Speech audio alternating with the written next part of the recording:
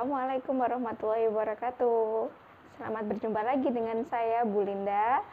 Hari ini saya akan memulai video pembelajaran saya. Tetapi sebelum memulai video pembelajaran saya pada hari ini, marilah kita berdoa bersama-sama ya, anak-anak. Berdoa mulai. Berdoa selesai. Ya, anak-anak, kegiatan berikutnya setelah doa awal belajar adalah kegiatan Quran Immunity. Bagaimana langkah-langkah kegiatan tersebut? Yang pertama adalah ambillah wudhu untuk mencucikan diri kalian terlebih dahulu. Kemudian setelah itu ambillah mushaf Al-Quran kalian. Setelah mengambilnya, kemudian ciumlah Quran tersebut dan dekaplah Quran tersebut.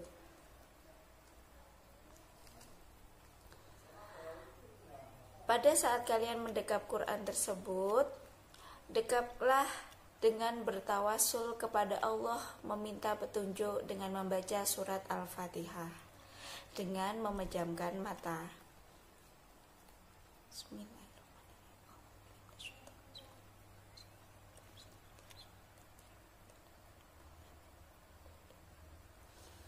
Setelah kalian bertawasul dan membaca doa surat Al-Fatihah, kemudian membuka mushaf Quran kalian secara acak dengan memejamkan mata.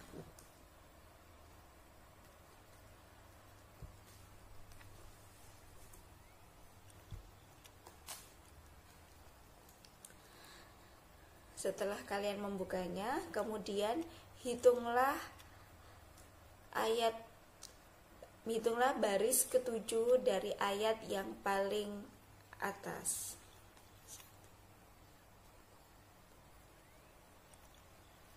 Kemudian bacalah A'udzu billahi minasyaitonir rajim. Bismillahirrahmanirrahim. Am indahumul ghaibu fahum yaktubun. Bacalah artinya.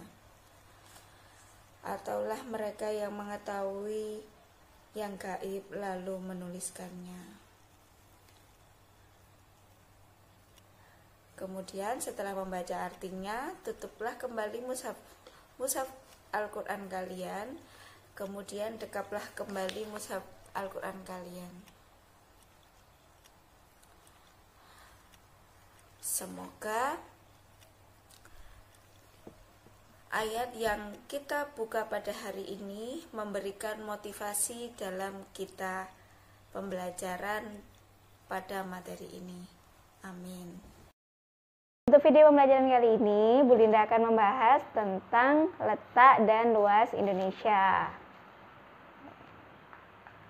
Ada 3 tujuan pembelajaran yang akan kita capai pada kegiatan kali ini. Yang pertama adalah yaitu tentang menunjukkan komponen peta. Yang kedua, menyebutkan letak Indonesia secara astronomis. Dan yang ketiga adalah menyebutkan letak Indonesia secara geografis. Sub yang pertama adalah tentang pemahaman lokasi melalui peta. Saya punya gambar peta ini anak-anak ya, bisa dilihat. Peta Indonesia. Ya, definisi dari peta itu sendiri adalah gambaran permukaan bumi pada bidang datar dan diperkecil dengan skala. Di dalam suatu peta ada 8 komponen atau 8 unsur yang menyusun sebuah peta. Apa saja itu? Yang pertama adalah judul peta, dan yang kedua adalah orientasi peta. Nah, untuk orientasi itu macamnya banyak, dan biasanya yang kita temui adalah arah orientasi yang menunjukkan arah utara. Yang ketiga adalah skala peta. Nah, skala peta biasanya terdiri dari 2 jenis. Yang pertama yaitu skala angka. Contohnya adalah 1:200. Yang kemudian kedua adalah skala garis atau skala grafis. Sama membacanya, yaitu setiap 1 cm pada peta mewakili jarak 200.000 cm pada jarak sebenarnya. Atau setiap 1 cm pada peta mewakili 2 km pada jarak sebenarnya. Berikutnya adalah unsur yang berikutnya adalah tentang simbol peta. Nah, simbol peta ada 4 macam. Yang pertama yang bisa kalian lihat di sini ya, yang pertama adalah simbol titik. Nah, simbol titik berisi tentang simbol-simbol ibu kota negara, ibu kota provinsi, dan kabupaten. Ada gunung berapi, pelabuhan, dan lainnya lagi. Yang kedua adalah simbol garis. Simbol garis biasanya menggambarkan daerah perbatasan atau daerah sungai. Berikutnya yang ketiga adalah simbol warna, yang dilambangkan dengan warna yang coklat seperti ini adalah daerah daratan, sedangkan yang berwarna biru adalah wilayah perairan. Untuk yang simbol keempat adalah simbol area. Nah, biasanya berisi tentang simbol area danau, rawa, kemudian sawah, dan daerah formasi batuan. Untuk unsur yang berikutnya yaitu adalah garis koordinat. Nah, garis koordinat sendiri terbagi menjadi 2. Yang pertama adalah garis lintang dan yang kedua adalah garis bujur. Yang berikutnya adalah tentang inset peta. Nah, apakah inset peta? Inset peta adalah memetakan wilayah yang lebih luas dari peta utamanya. Contoh, apabila kita menggambar peta Indonesia, berarti insetnya adalah peta Asia Tenggara, wilayah yang lebih luas. Yang berikutnya adalah legenda, menunjukkan keterangan yang berisi simbol-simbol peta. Dan yang kedelapan adalah sumber peta, yaitu di mana referensi dari mana peta kita peroleh, dari mana peta kita gambar, harus ada sumbernya. Dan ini adalah saya sajikan di manakah letak-letak unsur-unsur komponen itu tadi. Nah, ini dia.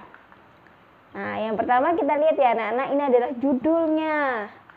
Kemudian ada garis koordinat, ada lintang dan ada bujur. Yang vertikal adalah garis bujur dan yang horizontal adalah garis lintang. Berikutnya adalah orientasi yang saya tunjukkan tadi ya anak-anak ya. Orientasi menunjuk ke arah utara. Nah, untuk skalanya peta tersebut menggunakan skala numerik atau skala angka yang ditulis bahwa 1:55 juta. Berikutnya adalah simbol peta. Karena di situ adalah peta persebaran industri, maka dari itu simbol-simbolnya adalah merupakan simbol-simbol dari beberapa persebaran daerah industri di Indonesia. Berikutnya ada inset peta. Nah, biar di pojok kanan atau pojok kanan atas atau bawah tergantung si pembuat peta. Nah, di situ adalah menunjukkan bahwa yang digambar adalah peta Indonesia. Berikutnya adalah legenda. Nah, ini legenda ya anak-anak ya. Legenda berisi keterangan tentang simbol-simbol yang ada dalam peta, agar memudahkan si pembaca dalam mencari arti simbol-simbol yang ada dalam peta. Untuk sub yang kedua adalah letak dan luas Indonesia. Indonesia terdiri dari 2 wilayah besar, yaitu wilayah daratan dan yang kedua adalah wilayah Indonesia, wilayah perairan Indonesia. Bisa kalian saksikan ya anak-anak ya, bahwa perairan kita lebih luas, lebih besar daripada daratan Indonesia. Berikutnya adalah letak astronomisnya Indonesia. Nah, terletak di antara 6 derajat lintang utara sampai 11 derajat lintang selatan dan 95 derajat bujur timur sampai 141 derajat bujur timur. Keuntungannya memiliki iklim tropis dan mendapatkan penyinaran matahari sepanjang tahun. Untuk yang kedua adalah letak geografis Indonesia. Terletak di antara 2 benua dan 2 samudra, yaitu benua Asia dan Australia dan samudra Hindia dan Pasifik. Nah, ini dia anak-anak.